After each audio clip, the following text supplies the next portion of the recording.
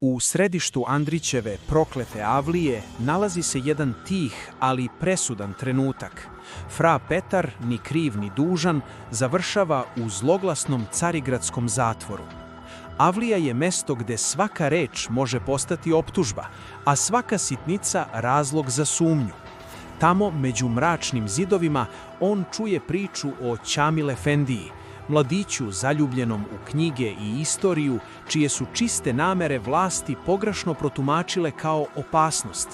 Kroz njihove sudbine Andrić otkriva kako strah, birokratija i tuđe tumačenje mogu uništiti čoveka, čak i kada nije učinio ništa loše. U Avliji istina nije ono što se dogodilo, već ono što drugi ispričaju. Zato novela i danas zvuči neverovatno savremeno. Pokazuje koliko je lako da nevin postane sumnjiv samo zato što nije shvaćen. Kratka priča, ali ogromna poruka. Prokleta Avlija govori o svetu u kojem sistem ima poslednju reč, a čovek često ostaje bez glasa.